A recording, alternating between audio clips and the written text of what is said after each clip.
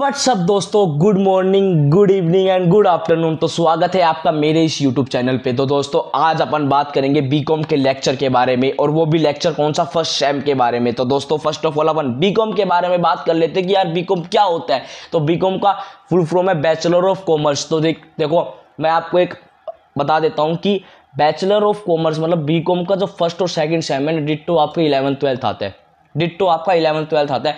हाँ, 3rd-4th same में जब आप नेक्स्ट ईयर मतलब सेकंड ईयर में प्रमोट हो जाओगे, उसमें थोड़ा चेंज आता है, उसमें कॉस्टिंग और फाइनेंस हो जाता है। तो दोस्तों मैं उम्मीद करता हूँ कि आपने 11th-12th अपने स्कूल लाइफ में अच्छी तरह से करी होगी। नहीं करी तो कोई दिक्कत नहीं है, अब मेरे यूट्यूब चैनल पे आप आ चुके हो तो आप वहाँ का भी डाउट आप बिल्कुल आराम से सोल्व कर सकते हो। ठीक है दोस्तों, तो मैं आपको एक हम्बल रिक्वेस्ट करता हूँ कि आप मेरे साथ प्लीज़ अपने नोट्स प्रिपेयर करना, और जैसे भी मैं पढ़ाऊँ उसको प्लीज़ एक बार गो थ्रू कर लेना।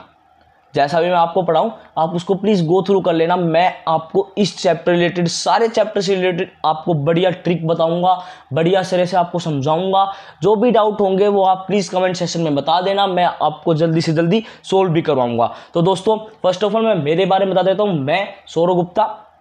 ठीक है दोस्तों, फर्स्ट मैं आपको इकोनॉमिक्स प्लस बिजनेस मैनेजमेंट मैं आपको वो टीच करूंगा बीकॉम लेवल पे। तो दोस्तों अब अपन बात कर लेते हैं अपने चैप्टर के बारे में। तो दोस्तों ये वाला चैप्टर फर्स्ट है सेम 1 का। तो इसमें चैप्टर का नाम है कि basic problem of an economy. भाई चैप्टर का नाम क्या है, basic problem of an economy. भाई इकोनॉमी में क्या क्या बेसिक प्रॉब्लम है, कौन कौन सी प्रॉब्लम अराइज होती है एक इकोनॉमी में, तो अपन इस चैप्टर में वो डील करेंगे, वो समझेंगे, अच्छी तरह इसके नोट्स बनाएंगे, उसको बार बार रिवाइज करेंगे। तो are you ready for this guys? हाँ, मेरे को पता है कि हम वो रेडी रहेंगे। तो स्टार्ट करते हैं कि अपन फर्स्ट ऑफ ऑल पता करते हैं इकोनॉमी होती क्या है, ये इकोनॉमी क्या होती है। अपन बार बार पढ़ते हैं क्या इकोनॉमी, तो चलो पढ़ते हैं इकोनॉमी के बारे में। अपन तो मोस्टली पता करते हैं ना, इकोनॉमिक्स के अंदर इकोनॉमी के बारे में पढ़ना रहता है। तो अपन बात करते हैं इकोनॉमी क्या होती है। ठीक है, व्हाट इज एन इकोनॉमी? तो दोस्तों economy refer to the sum total of economic activities. Economic refer to the क्या नाम है, sum total of the economic activities undertaken by the people of an area with a view to earn their living.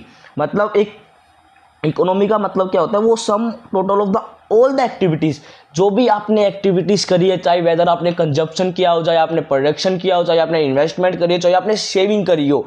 ठीक है, of and people मतलब जो कि कौन, undertaken by the people मतलब पीपल के थ्रू, चाहे मान लो मैं आपको आज टीचिंग कर रहा हूं तो ये भी क्या है, एक एक्टिविटीज है, ये भी आपकी इकोनॉमिक एक्टिविटी है। ठीक है दोस्तों, भाई मैं कंजप्शन कर रहा हूँ वो भी इकोनॉमिक एक्टिविटी है, आप कंजप्शन कर रहे हो वो भी आप एक इकोनॉमिक एक्टिविटी है। ठीक है दोस्तों, उन सबका total of an area with a view to earn they living, जो अपनी लिविंग है ना और अपनी सर्वाइवल को चलाने के लिए जो अपन एक्टिविटीज करते हैं तो वो होती है क्या, अपनी इकोनॉमी। ठीक है दोस्तों, तो ये वाला टॉपिक आपको पॉइंट अच्छी तरह से समझ में आ गया होगा, मैं उम्मीद करता हूँ। अब बात करते हैं अपन इकोनॉमिक्स के बारे में। तो भाई इकोनॉमिक्स का वर्ड कहाँ से डिराइव्ड हुआ है, तो क्या, the term economics own its origin to the Greek word ओकिमा विच मीन्स हाउस होल्ड। तो क्या इकोनॉमिक्स है ना, वो कौन से ओरिजिन से हुआ है? ठीक है दोस्तों, हाउस होल्ड। ठीक है, अब बात करते हैं अपन नेक्स्ट टॉपिक के बारे में। तो दोस्तों नेक्स्ट टॉपिक कहाँ क्या होता है, इकोनॉमिक प्रॉब्लम। ठीक है, चैप्टर का नाम ही है बेसिक प्रॉब्लम ऑफ इकोनॉमी। अब अपन पढ़ेंगे कि इकोनॉमिक्स की जो प्रॉब्लम है वो क्या है। तो देखो, इन इकोनॉमी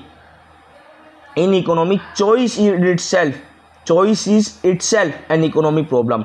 जो चॉइस है ना वो ही एक इकोनॉमिक प्रॉब्लम है। वो कैसे सर बता दो? हाँ बता देंगे। जैसे मान लो, देखो आज आपके पास मान लो बैंक बैलेंस है 10 लाख रुपए, 10 लाख का आपका मान लो बैंक बैलेंस है, 10 लाख। ठीक है, आपने देखा ही, आप रोड साइड जा रहे हो, आपने देखी यार एक बलेनो खड़ी है, बलेनो।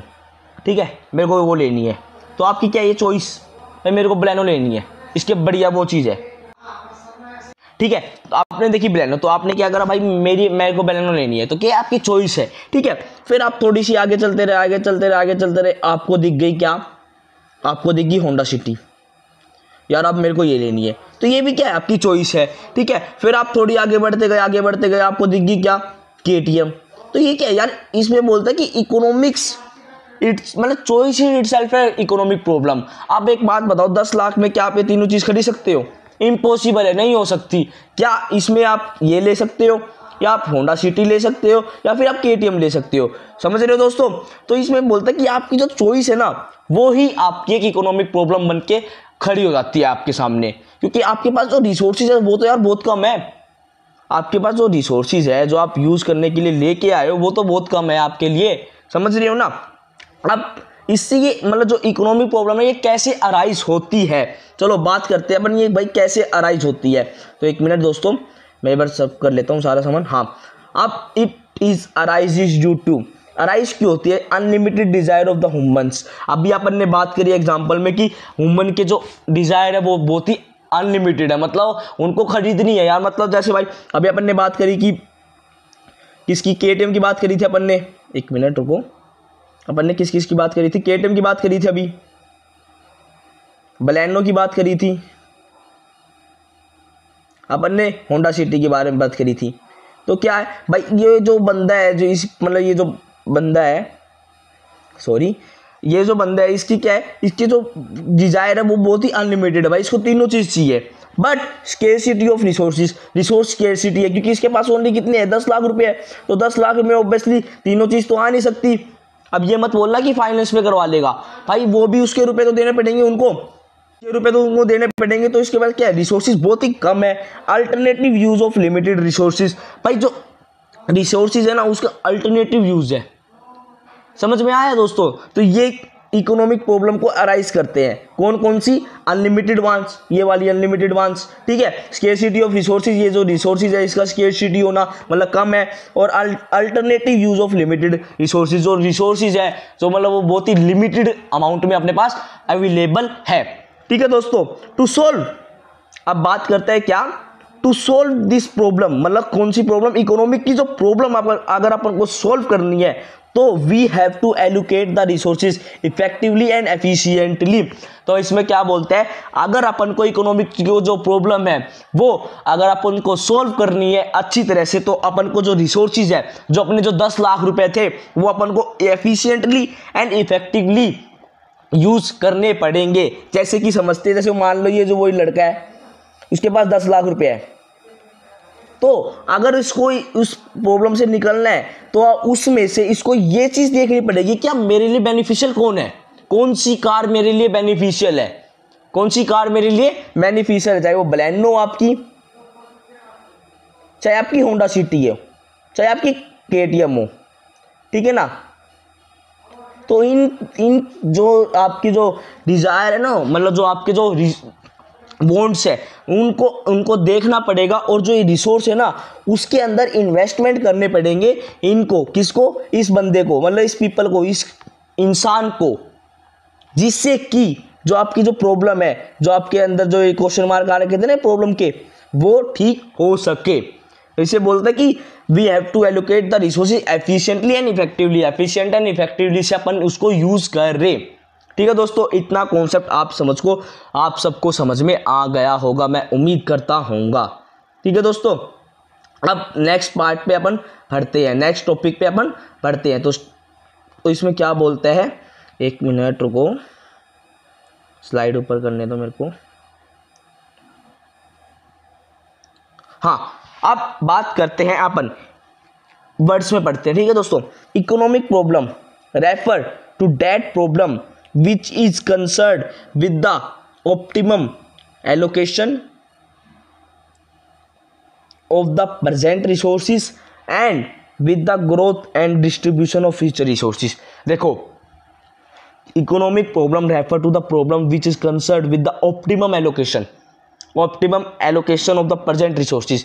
जितना आपके पास resources है ना, वो आपकी present का भी समान, मतलब जो प्रेजेंट का जो डिजायर है, जो आपकी वांट्स है वो कंप्लीट कर दे, एंड जो और आपके जो फ्यूचर में, मतलब जो फ्यूचर में जो आपके अगर दिक्कत होने वाली है, जो आपके डिजायर है ना, उसको भी with the growth and distribution of future resources, मतलब उसको भी एक मतलब अच्छी तरह से यूज करवा दे। मतलब जैसे होता है ना कि भाई मान लो मेरे पास 10 लाख रुपये है, ठीक है भाई, मेरा काम अगर KTM से चल रहा है वो आती है 2.5 लाख की। तो ऑब्वियसली मैं इन्वेस्टमेंट किस में करूं, मतलब मैं मेरे जो रिसोर्सेज है वो किस में लगाऊं, केटीएम में लगाऊं। बच गए कितने, 7.5 लाख बच गए, तो वो मैं कहाँ यूज करूंगा। अगर मेरे फ्यूचर में कोई डिजायर और वांट्स मेरे लिए अगर आई, भाई मेरे को अगर मेरी desire and wants obviously unlimited होती है, अगर मेरे अंदर वो क्रिएट हुई तो मैं जो वो 7.5 लाख रुपए है उसको अच्छी तरह यूज तो कर पाऊंगा।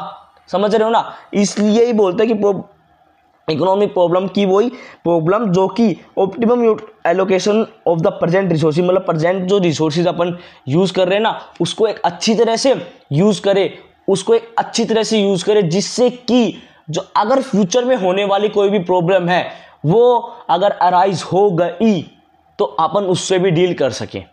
ठीक है दोस्तों, आगे समझ में वाले ये वाला टॉपिक। अब in other word Robert S क्या है, इकोनॉमिस्ट है, जिन्होंने बताया कि economic problem is a problem related to the necessity of choosing what, how and for whom to produce and how to achieve the economic growth. कि बताता है कि रॉबर्ट एस एक इकोनॉमिस्ट है जिन्होंने बताया कि इकोनॉमिक प्रॉब्लम वो प्रॉब्लम होती है जो कि नेसेसिटी ऑफ चूजिंग पे डिपेंड होती है, और वो किससे रिलेटेड होती है। देखो व्हाट मतलब क्या प्रोड्यूस करे, हाउ कैसे प्रोड्यूस करे, फॉर whom किसके लिए प्रोड्यूस करे, ठीक है, and how to achieve economic growth.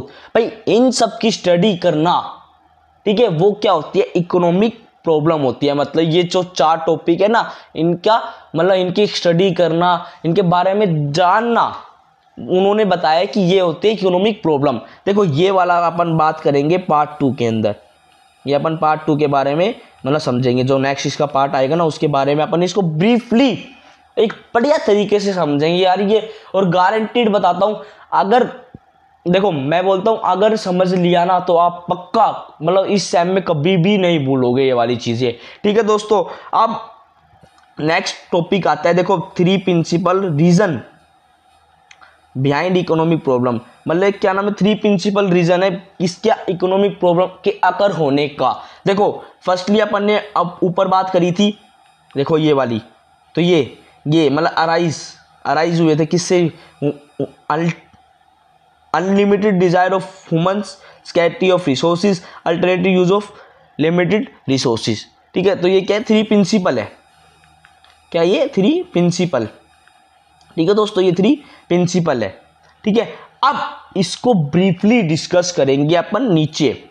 आप इसको क्या ब्रीफली डिस्कस करेंगे अपन नीचे। तो फर्स्ट पॉइंट क्या बोलता है, अनलिमिटेड बॉन्ड्स। तो देखो सबसे पहले अपन समझते थे, देखो भाई ह्यूमंस की है ना अनलिमिटेड बॉन्ड्स होती है।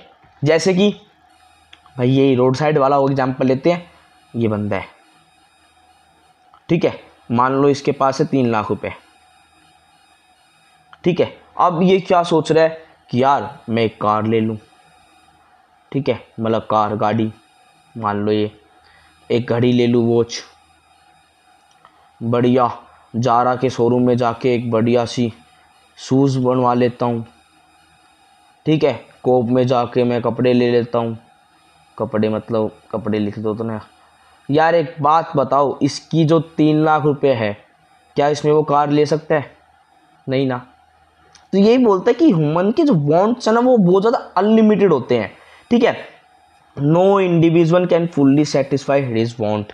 अब इसके बारे में समझना कि जो इंडिविजुअल है ना कभी भी खुद की फुल्ली सेटिस्फाइड नहीं कर सकता कभी भी अपनी वांट्स। जैसे कि भाई आप बोलो कि सर अंबानी कर लेगा, टाटा कर लेगा, भाई वो भी नहीं करेगा। मान लो आज अंबानी 10,000 करोड़ का बंदा है, मतलब 10,000 मिलियन का बंदा, बिलियन का जितना का भी है, तो वो क्या सोचता है, यार मैं 20,000 मिलियन का बनूं, 30,000 का बनूं, 40,000 का बनूं, ठीक है। तो अब बोलोगे कि वांट्स, सर वो वांट्स भी कंप्लीट कर सकता है, भाई नहीं हो सकती कभी भी, खुद की कभी भी नहीं हो सकती। आज मान लो मैं अगर आपको बीकॉम लेवल पे सब पढ़ा रहा हूँ तो मैं क्या सोचूंगा, यार मैं फाउंडेशन भी स्टार्ट कर देता हूँ, ठीक है, मैं बीबीए के भी बैच लेने स्टार्ट कर सकता हूँ, मैं बीवोक के भी लेने स्टार्ट कर देता हूँ, मैं बीएससी बढ़ाने लग जाता हूँ मैं। भाई नहीं हो सकता, कभी भी अपनी जो ह्यूमन है ना, वो कभी भी अपनी खुद की वांट्स कंप्लीट नहीं कर सकता। जैसे कि मान लो आपके पास 1 लाख रुपए है, तो आप भाई आप ऐसे भी नहीं सोच सकते यार मेरे पास बुलेट हो, मेरे पास एक बढ़िया केटीएम भी हो, मेरे पास एक बढ़िया होंडा सिटी हो, फिर वरना हो। भाई कभी भी खुद की कभी भी वांट्स कंप्लीट नहीं कर सकता कोई भी इंडिविजुअल हो, चाहे एब्वियसली चाहे वो कोई रिचेस्ट मैन हो। समझ रहे हो ना, कोई भी इंडिविजुअल खुद की सेटिस्फाई नहीं कर सकता कभी भी अपनी वांट्स। ठीक है, human wants has been multiplying day in day out. जो ह्यूमन की जो वांट है ना, वो हरदम बढ़ती रहती है, बढ़ती रहती है, बढ़ती रहती है। कैसे चलती है देखो, ये ह्यूमन की वांट्स यहाँ पर खत्म, यहाँ चली फिर बढ़ गई, मतलब ये वाली कंप्लीट हुई फिर और बढ़ गई, ये वाली कंप्लीट हुई फिर और बढ़ गई, ये वाली कंप्लीट हुई फिर और बढ़ गई, ये वाली कंप्लीट हुई, ये वाली कंप्लीट, मतलब ये बढ़ती रहती है भाई ओब्लेस। ये मतलब एक पॉजिटिव डायरेक्शन मान लो या फिर अपवार्ड मान लो आप, ह्यूमन की जो वांट्स है वो हरदम अपवर्ड जाती रहती है। ठीक है दोस्तों, अब बात करते हैं अपन सेकंड पॉइंट के बारे में। क्या बोलते हैं, लिमिटेड और स्केयर मीन्स, मतलब लिमिटेड और स्केयर मीन जो अपने पास जो रिसोर्सेज है ना वो एक लिमिटेड है। तो क्या most of the goods and services satisfied human wants are scarce and limited. जो भाई मोस्ट ऑफ द जो गुड्स है जो कि सेटिस्फाई कर रहे हैं कौन, ह्यूमन की जो वांट्स है वो बहुत ज़्यादा लिमिटेड होते हैं। These goods and services are called scarce. Scarce इसमें क्यों कहा जाता है, क्योंकि their demand is more than their supply. Example coal, petrol, diesel, ठीक है ना, इनकी डिमांड पूरे वर्ल्ड में या फिर पूरे इंडिया में मान लो बहुत ज़्यादा है, बट इनकी जो सप्लाई है वो बहुत ही कम है। भाई अगर मान लो अपने पास डीजल या पेट्रोल की कमी आ जाए, बड़ी बड़ी कारखाने बंद हो जाएगी। कारखाने बंद होने के बाद अपनी जो जीडीपी ग्रोथ है वो कम हो जाएगी। अपनी रोज की अपन जो क्या नाम है, मान लो जो ये मोटरसाइकिल व्हीकल जितनी भी चलती है बाजारों में सब बंद हो जाएगी अगर डीजल और पेट्रोल बंद हो गया तो। समझ रहे हो ना आप, भाई बहुत ज़्यादा पेट्रोल तो डीजल से बहुत ज़्यादा कारखाने भी चलते हैं, भाई ये सब बंद हो जाएगी। जब भी बोलते हैं बहुत ज़्यादा लिमिटेड है, क्योंकि इनकी जो डिमांड है पूरे इंडियन इकोनॉमी में बहुत ही ज़्यादा है। ठीक है, आप इसमें बोलते हैं demand is greater than supply. Obviously आपकी भाई डिमांड ज़्यादा है और सप्लाई कम हो रही है, तो ऑब्वियसली भाई क्या नाम है, ऑब्वियसली जो इनके जो रिसोर्सेज है वो बहुत ज़्यादा स्केयर है। अब बात करते हैं थर्ड पॉइंट के बारे में, अल्टरनेटिव यूज ऑफ मीन्स का।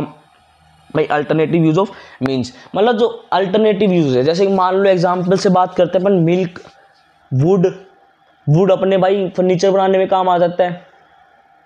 ठीक है, कार भाई लाइटिंग, क्या नाम है भाई जंगलों में जैसे क्या नाम है भाई आँच लगाने के लिए भी काम आता है वुड, पेपर बनाने के लिए भी काम आता है।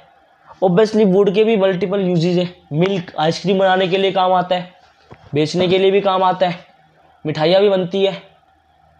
तो अगर मान लो आज अपने पास मिल्क की सप्लाई या फिर मिल्क की जो क्या नाम है जो मिल्क जो रिसोर्सेज है, अगर अपने पास उनकी जो लिमिटेड मतलब जो रिसोर्सेज है वो लिमिटेड हो जाए, मतलब वो बहुत ही स्केयर हो जाए, तो क्या जो अपना ये क्या नाम है भाई अमूल है, जैसे अमूल दूध वाले मतलब वो उनकी अगर लोटिस कंपनी है, ये बड़ी बड़ी जो कंपनी है किससे चल रही है, दूध से चल रही है, जो दूध का प्रोडक्ट बनाती है, भाई ये बंद हो जाएगी।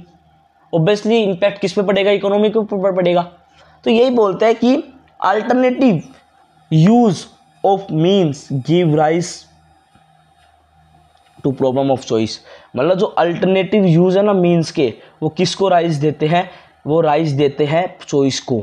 ठीक है, another cause of economic problem is that the limited resource of alternative uses. जो रिसोर्सेज अपने पास अवेलेबल है उनके भी बहुत ज़्यादा अल्टरनेटिव यूजेस है। एग्जाम्पल एक के गोल्ड एग्जाम्पल है क्या, मिल्क एंड वुड।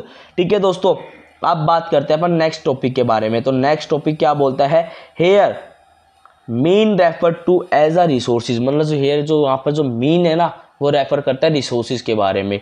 तो क्या resources are the facilities available to, भाई रिसोर्सेज वो फैसिलिटी है जिसको अवेलेबल है किसके, इंडिविजुअल को, आप और मैं। एक फर्म, कोई भी फर्म है मान लो, उनके पास भी रिसोर्सेज अवेलेबल है।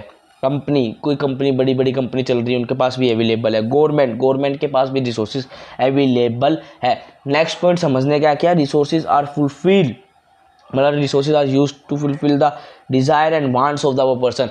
जो भी आपके जो वो पर्सन है, कौन से इंडिविजुअल है, फर्म है, कंपनीज है और गवर्नमेंट है, उनको कंप्लीट करने, उनके जो डिज़ायर एंड वांट्स को कंप्लीट करने के लिए अपन रिसोर्सेज का अच्छी तरह से यूज़ करते हैं।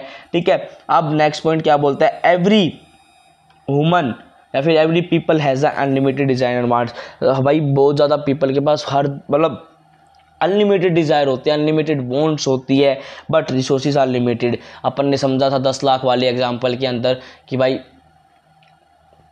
क्या नाम है, जो रिसोर्सेज है वो बहुत ही अनलिमिटेड होते हैं। So we have to choose those resources जो कि अपन को एक मैक्सिमम बेनिफिट दे।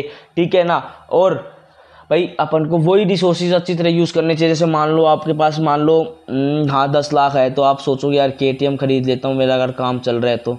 ठीक है, जो बाकी के बचे तो ऑब्वियसली यार वो अगर मान लो फ्यूचर में कुछ ना कुछ हैपनिंग हुई तो उसके लिए काम तो आ जाएंगे। मतलब फ्यूचर में कोई बढ़िया सी कार आई उसको तो ले तो सकता हूँ। तो यही अगर एक अपना जो रिसोर्सेज है वो अच्छी तरह बेनिफिट करे, बेनिफिट मतलब जिससे अपना बेनिफिट मैक्सिमम बेनिफिट अचीव हो उसके लिए अपन लगाए। ठीक है, अब in economics resource mean factor of production. भाई इकोनॉमिक्स के अंदर जो है ना रिसोर्सेज का मतलब है फैक्टर ऑफ प्रोडक्शन। तो इसमें 4 फैक्टर बताए गए, लैंड, लेबर, कैपिटल, एंटरप्रेन्योर। ठीक है, अब इसको क्या बोलते हैं, फैक्टर ऑफ प्रोडक्शन। तो देखो लैंड अगर अपन मान लो भाई मैं मेरा एग्जांपल देता हूँ। ठीक है, मान लो मैंने किसी को मेरी लैंड दी तो मैं उससे क्या लूँगा, ऑब्वियसली मैं मेरा भाई रेंट लूँगा। अगर मैंने भाई मैंने किसी से मतलब किसी को लेबर लगा दिया, भाई मेरे घर पे काम करना है आपको लेबर बन के, तो ऑब्वियसली मैं क्या करूँगा, मैं उनको वेजेस दूंगा या फिर सैलरी दूंगा। मतलब भाई मैंने मान लो मेरे ऑफिस डिपार्टमेंट में मैंने भाई बंदे हायर करे हैं तो ऑब्वियसली मैं वो वेजेस दूंगा या फिर सैलरी दूंगा। भाई मान लो मैंने क्या ही मतलब हाँ मैंने मेरे बिजनेस के अंदर मेरे जस्ट पढ़ाने वाली टीचिंग के अंदर मैंने भाई मेरी कैपिटल लगा रखी है, तो ऑब्वियसली वो मेरे को क्या देगी, इंटरेस्ट देगी। भाई मैं ऑब्वियसली ओनर हूँ तो ऑब्वियसली मैं उनसे क्या मांगूंगा, प्रॉफिट दे दे भाई, मेरा क्या दे दे, प्रॉफिट दे दे। भाई ये क्या होती है, फिर ये होती है फैक्टर इनकम, फैक्टर इनकम। ठीक है दोस्तों, ये होती है फैक्टर इनकम। तो आई होप कि आपको ये वाला फर्स्ट पार्ट अच्छी तरह समझ में आ गया होगा और आपने मेरे साथ ही नोट्स बना लिए होंगे। ओके, राउट डाउन कर लिया आपने, हाँ उम्मीद है राउट डाउन कर लिया होगा आपने।